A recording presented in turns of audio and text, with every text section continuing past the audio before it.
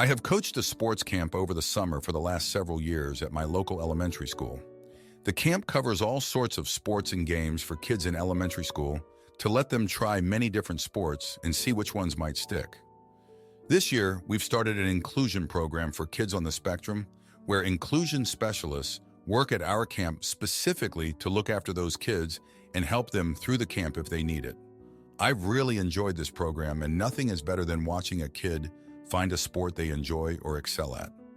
Fast forward to this week, the third week we're holding the camp, and enter Connor and his mother, Sarah.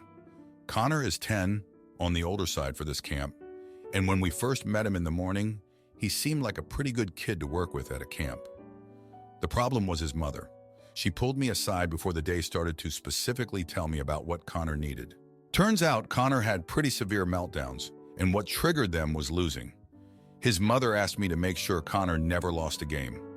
This included his team never losing, letting him win all the races, making sure his team came first in the relays, never letting him get tagged in tag, and never letting him get eliminated in any sort of last man standing game. I told her on no uncertain terms that I couldn't control that, and that was unfair to the other kids if I told them to always let him win. She was not happy about this and told me that they were trying to avoid meltdowns this week and that he was working on it, but losing was still incredibly emotional for him. I told her that she really shouldn't have sent him to a sports camp if she thought it would put him in distress or force all the other kids to cater to him. She asked me what the hell the inclusion program was for, and I told her it meant I as a coach could help him and his inclusion specialist could help him, but the other kids weren't a part of this inclusion program. She left very angry, but left Connor with us for the day, during which he had 2 meltdowns that the inclusion specialist dealt with. But I started feeling guilty. The whole point of the program was to allow kids like him to participate, but I didn't want to sacrifice the other kids' experience just for him. So am I the idiot? To add, thank you so much for your interactions, but here are a few quick details that I think got lost along the way. 1. This is not just a camp for neurodivergent kids. We brought a program in to integrate those kids with the neurotypical kids. Over the past 3 weeks, there's been about a 10:1 ratio of neurotypical to neurodivergent. 2, this is a pretty small camp, 20-30 kids max, and my neighbor used to run this camp when I was in high school. But when I graduated, he handed a lot of it over to me. He now runs the financial, location, marketing, and legal stuff, while I organize most of the camp itself along with a few other coaches, 2 of whom are still in high school, 2 in college. There isn't really a supervisor or higher up I can hand the mother over to, except for the inclusion specialist. Hope this helps. Almost forgot. I don't hire the inclusion specialists, nor do I know exactly what they're qualified with, but they are working through a separate program outside our camp that we partnered with. They match the neurodivergent kids one-to-one, and they are provided with all the information with the kids, including lists of triggers and what calms them down. They are all qualified adults, real adults, not college students and high schoolers like the coaches. And as far as I could tell, they handled Connor's meltdowns with a lot of patience and expertise and got him back to playing with the other kids within a half hour or so after each inciting incident. When I originally told Sarah that the camp was likely not a good fit for Connor, I was more thinking about how the kid would be miserable in a cycle of meltdowns all day, and not about the qualifications of the inclusion program. Now for an update. Thank you so much to everyone for your advice, comments, anecdotes, and support. I really appreciated it. Good news.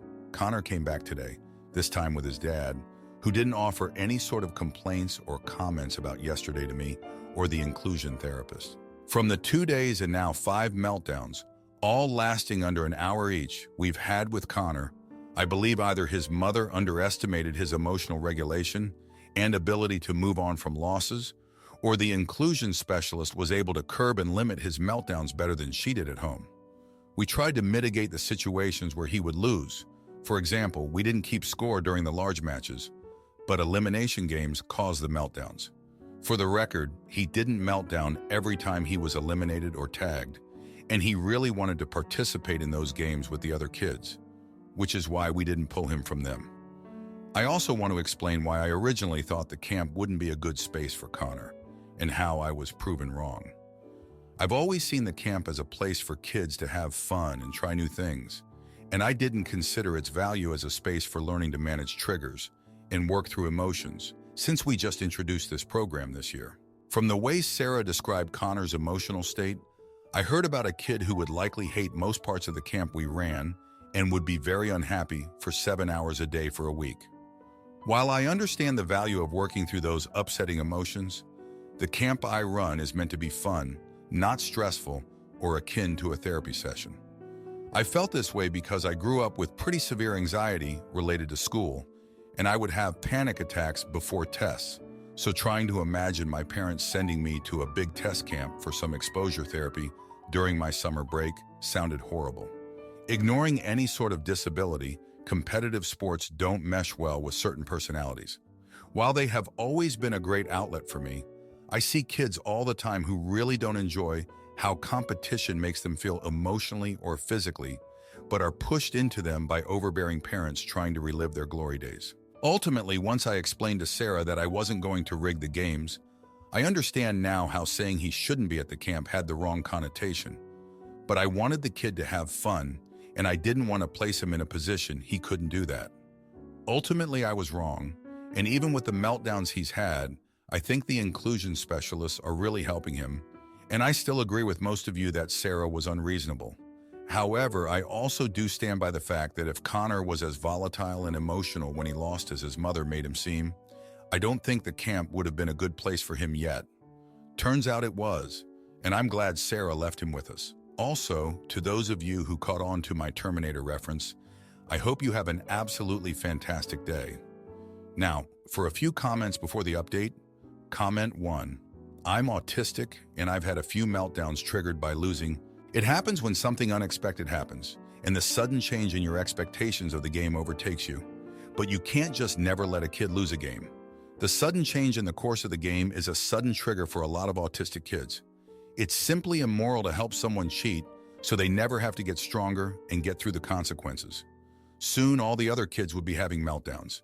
You are not the jerk. Comment 2. Not the jerk. What she wanted wasn't inclusion. What she wanted was for her child to be catered to the point that every other child at the camp was an NPC to his main character. And she's doing him no favors if she ever expects him to gain any measure of independence, because 90% of the world is not going to care about his triggers. That said, you were unnecessarily harsh. You should have passed her up the ladder to the people running the inclusivity program. Now, for the update, thanks for reading my last post. So after Connor's dad dropped him off without any fuss, things seemed to be going smoother. The inclusion specialist, who I'll call Mr. J, really had a knack for calming Connor down. We had a few more meltdowns, but they were shorter and less intense. I started to think maybe we could make this work after all. But then something happened that threw a wrench into everything. It was the middle of the second week, and we were gearing up for a big relay race. Connor was excited, and I could see he really wanted to win. I was a bit nervous because I knew how much losing could set him off, but I also didn't want to rig the race. The other kids were pumped too, and I didn't want to take that away from them. So I decided to let things play out naturally. The race started and Connor's team was doing well. They were neck and neck with another team, and it was anyone's game. Connor was up for the final leg, and he was running his heart out. But just as he was about to cross the finish line, he tripped and fell. The other team won by a hair. Connor was devastated. He started crying and screaming, and Mr. J rushed over to help him. The other kids were confused and didn't know what to do. I felt terrible, but I knew I couldn't have done anything differently. Mr. J managed to calm Connor down after a while, but the damage was done. Connor was inconsolable for the rest of the day, and I could see the other kids were affected too. They didn't understand why Connor was so upset, and some of them started to avoid him. The next day, Sarah showed up again.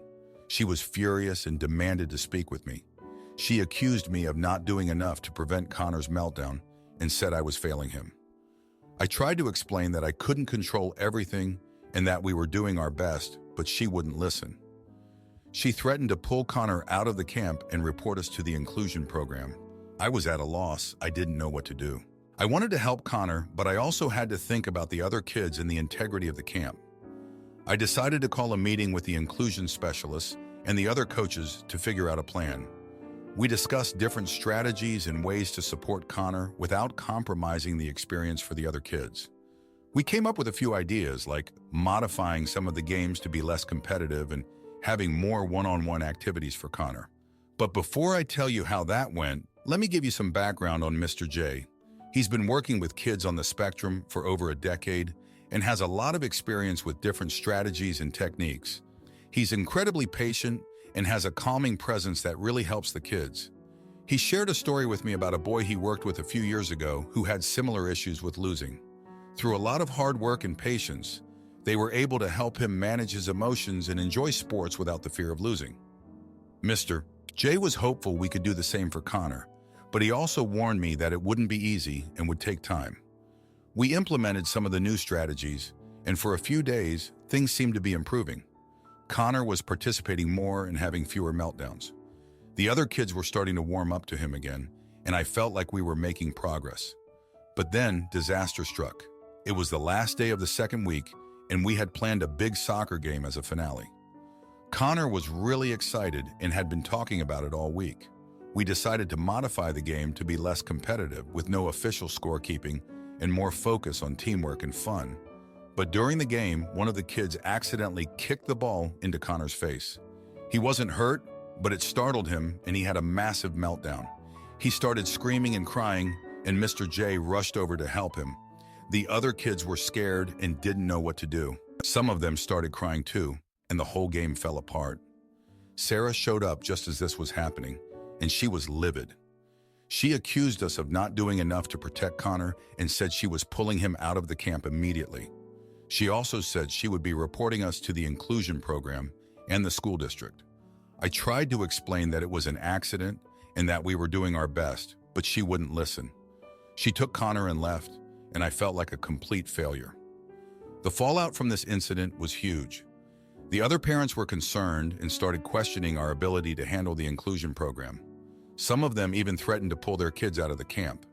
The inclusion specialists were supportive, but they also acknowledged that we needed to do more to prevent incidents like this in the future. I felt like I was in over my head and didn't know how to fix things. Looking back, I realized that I had underestimated the challenges of integrating kids on the spectrum into a sports camp. I had thought it would be a simple matter of providing support and making a few adjustments, but it was much more complicated than that. I also realized that I needed to do more to educate the other kids and their parents about the inclusion program and how they could help support kids like Connor.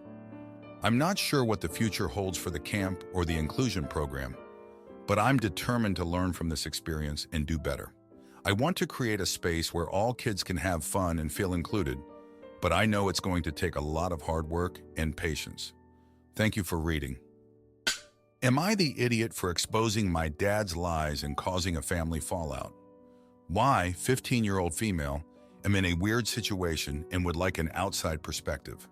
I am my parents' mom, 37-year-old female, and dad, 42-year-old male, only child together, and I have a stepmom, Eve, 42-year-old female. From what I was told, my dad and my stepmom were a couple first, but things didn't work out shortly after they had my siblings, and my dad eventually met and married my mom after she discovered that she was pregnant with me. My dad didn't marry Eve, and from what my aunts told me, she was really bitter about that and used my siblings as a weapon to punish my dad and mom. My mom tried her best, but after she found out that my dad and Eve were sleeping together, she filed for divorce. During the marriage, my dad had an established business that grew, and because my mom was able to prove that she had done unpaid labor for my dad's business, my mom had some leverage within the divorce and agreed to relinquish a stake in the company for alimony, the house, and a car for herself while getting child support for me. For the next couple of years, my mom focused on me and going back to school because my dad convinced her to stop while she was taking a break from her studies to save up more money. She eventually graduated and tried looking for work, but nothing really interested her. My dad and stepmom, who had gotten married by then, were always angry with my mom for not getting a job so that they would have to pay less alimony and tried to get 50-50th custody of me to try and reduce child support. But I never liked living with my dad full-time because I was often made to babysit their younger children. My older siblings were never warmed up to me, and I didn't like the way Eve and her family would talk about my mom. Eventually, my mom got certified for a job she wanted and has been an independent contractor for years. Because of this, my mom submitted the paperwork to stop alimony, and she's been living life. Last week when I was with my mom, Eve, my sister Zoe, 20-year-old female, and Eve's sisters were in the living room saying very rude things about my mom. They called her a side piece, a gold digger, and said that my older sister had to take out loans because of the increase in alimony that my mom was awarded. I walked in and called Eve and Zoe liars, that my mom was never the side piece, and my mom has been working for years, so there was no alimony. There was a big confrontation and I ended up leaving, but I later sent Eve, Zoe, and one of Eve's sisters a link to my mom's professional social media page that listed the company she worked for. Turns out my dad never told his family that the alimony payments stopped, and instead of putting the extra money towards them, he's been keeping it for spending it elsewhere. It's crazy over there, and my dad and a few of his family members are saying that I'm wrong for meddling in grown folks' business. I just hated how they were talking and spreading lies about my mom, but maybe I went about it the wrong way. So am I the idiot? Now for a few comments before the update. Comment 1. Not the idiot. When I was a teenager, I disliked when adults assume that the average teen isn't capable of having a basic understanding of adult topics. From then on, I have made it a point to hear younger folks out and acknowledge that they are likely smart enough to understand delicate subjects when information is presented appropriately. This is a topic you are capable of understanding, and people spewing lies about your mother is your business. Comment 2. Not the idiot. Your dad was lying and throwing your mom under the bus in order to keep money from your stepfamily and let them sit there and slag her off while you're around. All you did was defend her, and rightfully so. He deserves everything he has coming, and I wouldn't feel bad for people who are happy to talk shoot about your mom either. Now for the update. Hey everyone, thanks for reading. So things have gotten even more complicated since my last update. After I sent that link to Eve, Zoe, and Eve's sister, the fallout was immediate. My dad was furious with me for exposing the truth about the alimony. He called me and yelled, saying I had no right to interfere in his financial matters. I tried to explain that I was just defending my mom, but he wouldn't listen. He said I had caused a huge rift in the family and that I needed to apologize to Eve and Zoe. Meanwhile, my mom was supportive, but also worried. She told me that while she appreciated me standing up for her, I needed to be careful about getting involved in adult issues. She reminded me that my dad's financial decisions were his own, and that I should focus on my own life and well-being. Eve, on the other hand, was livid. She accused me of trying to sabotage her marriage and turn my dad against her. She even went as far as to say that I was just like my mom, always causing trouble and trying to get more money out of my dad. This hurt a lot, especially since I had always tried to be respectful towards her, despite our differences. Zoe was also upset. She felt betrayed that I had exposed the truth about the alimony, and she blamed me for the tension in the family. She said that I had no idea what it was like to struggle with student loans, and that I was selfish for not considering how my actions would affect her. In the midst of all this, my dad's business started to suffer. Some of his clients found out about the family drama and decided to take their business elsewhere. My dad blamed me for this too, saying that my actions had caused a ripple effect that was now affecting his livelihood. I felt terrible. I never intended for things to get this out of hand. I just wanted to defend my mom and set the record straight. But now it seemed like I had only made things worse. As the days went by, the tension in the family continued to grow. My dad and Eve were constantly arguing, and my siblings were caught in the middle. I felt like I was walking on eggshells every time I visited my dad's house. I didn't know what to say or do to make things better. One day, my dad called me into his office. He looked tired and stressed, and I could tell that the situation was taking a toll on him. He told me that he had made a decision. He said that he was going to cut back on my child support payments to make up for the lost clients and the financial strain on his business. I was shocked. I couldn't believe that my dad would punish me for something that wasn't entirely my fault. I tried to argue, but he was firm in his decision. He said that I needed to learn the consequences of my actions and that this was the only way to make things right. I felt betrayed and hurt. I didn't know what to do. My mom was furious when she found out, and she threatened to take my dad back to court. But I didn't want to cause any more drama. I just wanted things to go back to normal. In the midst of all this, I started to reflect on my relationship with my dad. I realized that he had always put his own needs and desires above mine. He had never really been there for me, and he had always expected me to take care of myself. I started to see him in a different light, and I began to question whether he really cared about me at all. At the same time, I started to think about my mom and all the sacrifices she had made for me. She had always put me first, even when it meant giving up her own dreams and ambitions. I realized that she was the one who truly loved and cared for me, and that I needed to be there for her, just as she had always been there for me. As the weeks went by, I started to distance myself from my dad and his family. I focused on my schoolwork and my friends, and I tried to support my mom as much as I could. I realized that I didn't need my dad's approval or his money to be happy. I had my mom, and that was enough. But then something unexpected happened. My dad called me one evening and asked to meet. He sounded different, more sincere and apologetic. I was hesitant, but I agreed to see him. When we met, he told me that he had been doing a lot of thinking. He said that he realized he had been wrong to blame me for the family drama and that he wanted to make things right. He apologized for cutting back on my child support and promised to reinstate the payments. He also said that he wanted to work on our relationship and be a better father to me. I was taken aback. I didn't know whether to believe him or not. Part of me wanted to forgive him and give him another chance, but another part of me was still hurt and angry. I didn't know what to do. In the end, I decided to give my dad a chance. I told him that I appreciated his apology and that I was willing to work on our relationship, but that he needed to prove to me that he was sincere.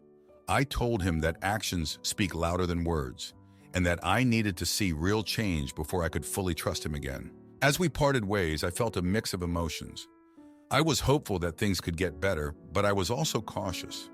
I knew that rebuilding our relationship would take time and effort, and that it wouldn't be easy. But I was willing to try for the sake of my own happiness and well-being. Thanks for reading.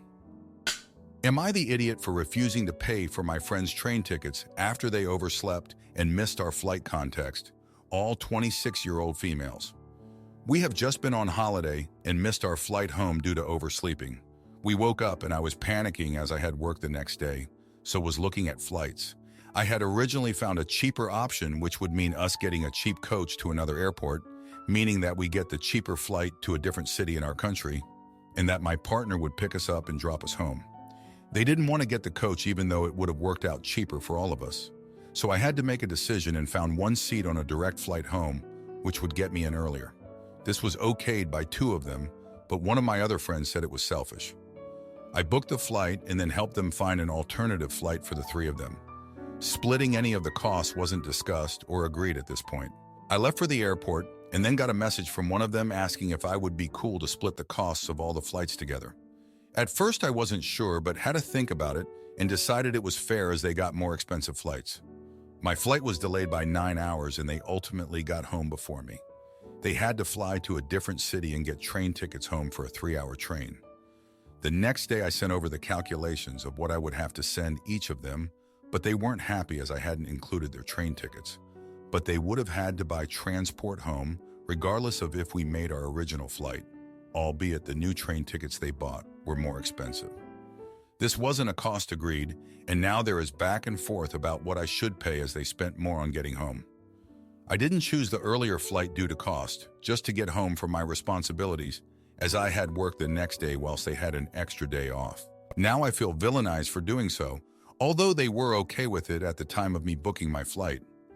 I feel like I've been more than fair in splitting the flights, but the train was a surprise cost put on me. Before the holiday, I hosted them the night before, and my partner gave us a lift to the airport, which saved us about £50, £60 in airport transfers, and he also paid for the drop-off cost. Am I the jerk for disagreeing with this? I struggle to set boundaries sometimes and feel a bit bullied into this. I feel like they have fallen out with me over this, which seems pointless as we have had a lovely holiday. Has anyone got any advice with this? I want to say no, but I am struggling with advocating for myself here. Now for an update. As I said in the post, I'd split the difference and I'll stick to my word, but put my foot down at paying train fare. They flew off the handle, and now today one of them is asking me to split their extra bag fee that they incurred because they flew with an airline that's more strict with cabin-sized bags. So cheeky. Also, thank you all for your views on this. Appreciate it greatly.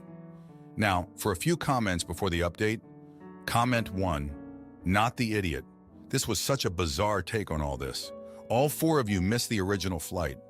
What each of you decides to do to get home is entirely up to each of you as adults. If someone wants to do it one way without the others, that's their own cost. Same with the others.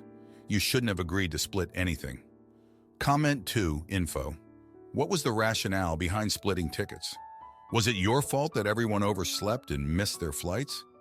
I don't understand why everyone wasn't responsible for their own flights. Now, for the update.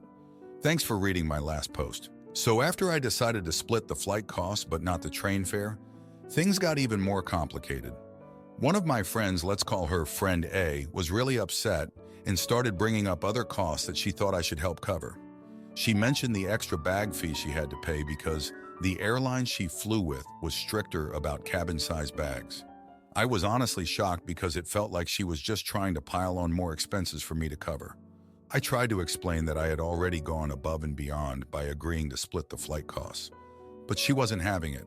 She said that since I got the direct flight and they had to deal with all the extra hassle, it was only fair that I help with the bag fee too. I felt cornered and didn't know how to respond. It was like no matter what I did, it wasn't enough. Meanwhile, Friend B and Friend C were kind of caught in the middle. Friend B seemed to understand my point of view, but didn't want to take sides, and Friend C was just tired of the whole situation and wanted it to be over. This left me feeling even more isolated because it seemed like Friend A was the loudest voice and was pushing her agenda the hardest. Then out of nowhere, Friend A brought up something from our past. She reminded me of a time a few years ago when we went on another trip and I had forgotten my wallet at home. Back then, they all chipped in to cover my expenses, and I paid them back later. She used this as a way to guilt trip me, saying that I owed them for always being there for me. It felt like she was weaponizing our past to get what she wanted now, and it really hurt. I started to question my own actions and whether I was being unreasonable. I even considered just paying the extra bag fee to keep the peace, but my partner advised against it. He reminded me that I had already been more than fair and that giving in would only set a bad precedent for future situations. As if things couldn't get worse, Friend A decided to take it a step further. She reached out to some mutual friends and told them her side of the story, making it seem like I was being completely unreasonable and selfish. This led to a few of our mutual friends reaching out to me, asking what was going on and why I was causing so much drama. It felt like I was being ganged up on, and it was really overwhelming. I decided to take a step back and not engage with Friend A for a while. I needed some space to think and figure out how to handle the situation. During this time, I had a long conversation with Friend B. She admitted that she felt caught in the middle and didn't want to take sides, but she also understood why I was feeling the way I was. She suggested that we all sit down and have an honest conversation about everything, hoping that it would clear the air. We arranged to meet up at a cafe to talk things out. I was nervous but hopeful that we could resolve things. When we sat down, I tried to calmly explain my perspective and why I felt it was unfair to keep adding costs for me to cover. Friend B and Friend C seemed to understand, but Friend A was still adamant that I should pay for the extra bag fee and any other costs they incurred. The conversation got heated, and Friend A ended up storming out of the cafe. It was clear that she wasn't willing to see my side of things, and it left me feeling even more frustrated and hurt. Friend B and Friend C stayed behind and apologized for how things had escalated. They agreed that it wasn't fair for me to cover all the extra costs and said they would talk to Friend A separately to try and smooth things over. In the days that followed, I noticed a shift in my friendships. Friend A became more distant, and it felt like there was a rift between us that couldn't be easily mended. Friend B and Friend C were still supportive, but the whole situation had left a sour taste in my mouth. I started to question whether these friendships were worth all the stress and drama. I also began to reflect on my own boundaries and how I needed to be better at advocating for myself. This whole experience had shown me that I couldn't keep bending over backward to please others at my own expense. It was a tough lesson to learn, but I knew it was necessary for my own well-being. As for friend A, we haven't really spoken much since the cafe incident. I heard from friend B that she's still upset and feels like I betrayed her. It's sad because we used to be so close, but I can't keep sacrificing my own needs to keep the peace. Maybe with time, things will get better, but for now, it feels like a chapter of my life is closing. Thanks for reading. If you like this video, you'll probably like these too. Also, while you're here, please consider subscribing. It's your support that keeps this channel alive and allows me to make better and longer videos. Have a great day.